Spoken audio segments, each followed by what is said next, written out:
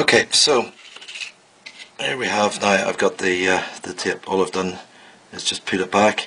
The USB connectors here are going to slide under that white casing there, and all of that has to be done at the same time as offering the device back up into the case.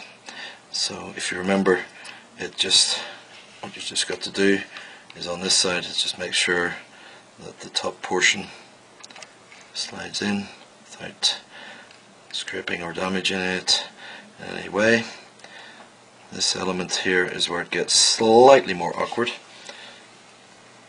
What I've done is I'm just holding it in that way. I'm then going to use my tweezers, the tweezers, to just try and manipulate this as I move the case down. So I'm going to lay it flat on the bench, and as you can see, it's quite clear that it will go in there. It's just a case of making sure that you can get it in there very, very gently, very carefully.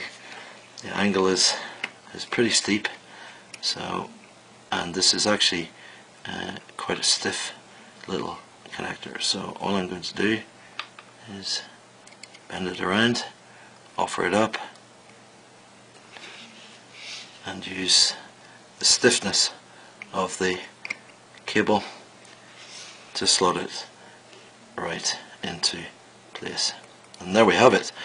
That is a very important piece of the jigsaw, and we can just roll that tape back over and make sure that it seals the end of the connection.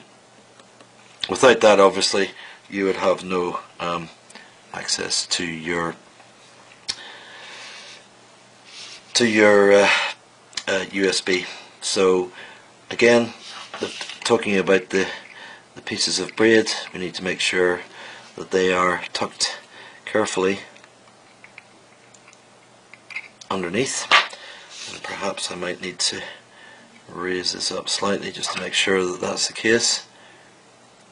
Just tuck it in, make sure it's in place, and the screw that holds in there will actually fit down into that piece. Okay.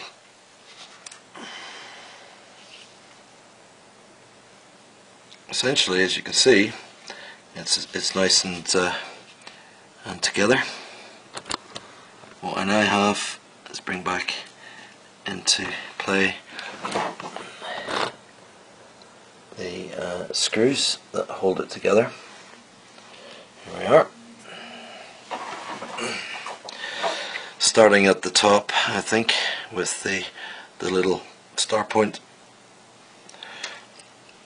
If you remember, that's the one that goes in the top right hand corner here.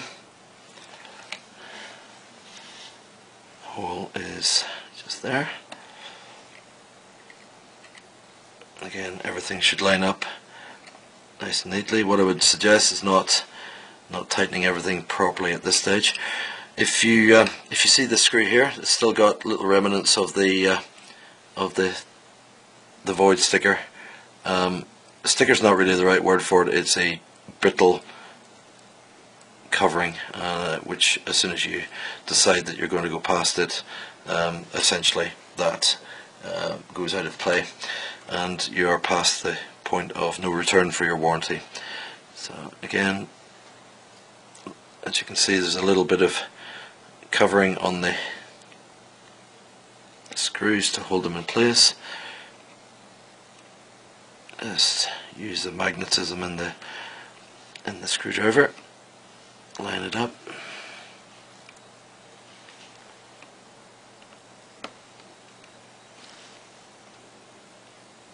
and gently offer that up. Lovely. If you remember, the longer screw was on this side, so we can get that nicely in place. Next,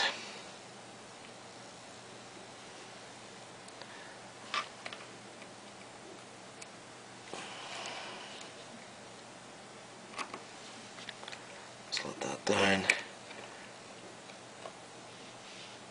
Again, not too much pressure at all. And finally, our fourth screw on the right hand side.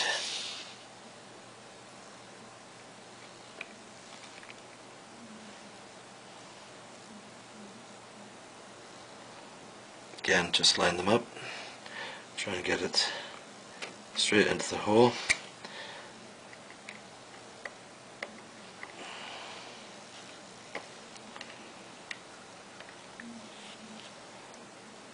And there we go.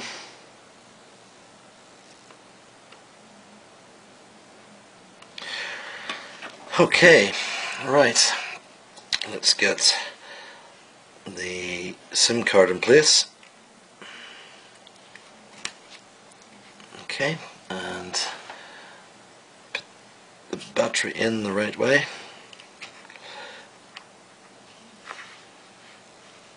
Okay, the top on, again, nice, just simple catches around the outside, and a nice clean edge. Just make sure that we've not damaged it in any way. It's nice and clean, nice and clear.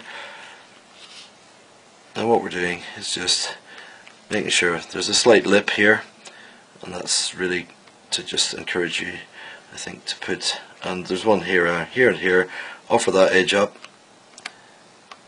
and click, as simple as that.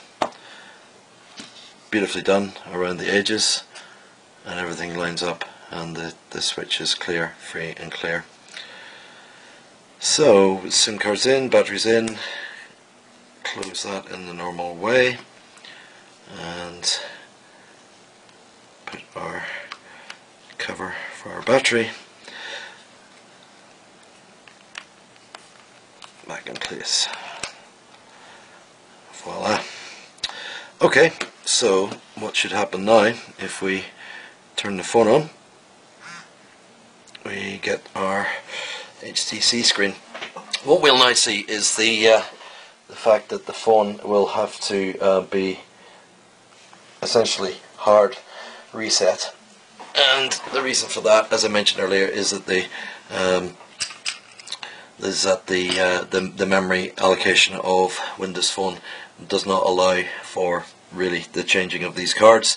A hard reset simply reformats the SD card, and it will tell us that it needs to be done in order to proceed and have a fully functioning Windows system.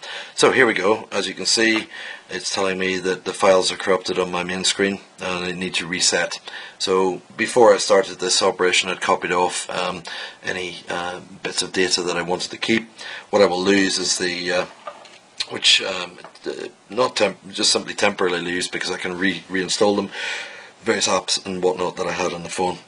I made sure, however, that any photos or anything that I wanted were automatically copied up onto my SkyDrive, which is a function of Windows 7 that's very sensible. In fact, you can do that as an automatic setting.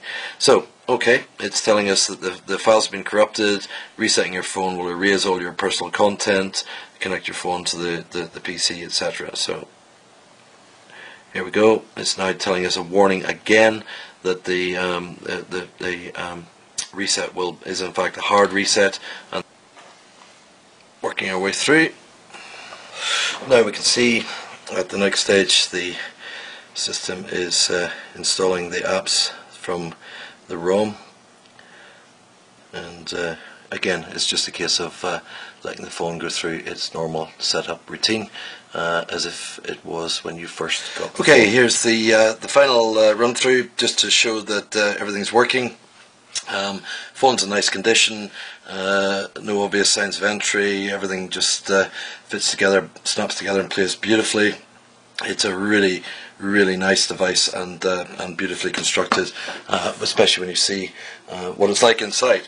So let's give it a boot up and just show that it's working. As I said in the video, my 32 gig card did not work, so I've gone back through the whole procedure and reinstalled the 16 gig card, which is now working fine, and I've been through and reinstalled most of my apps and got everything up, signed in with Live ID, etc, etc.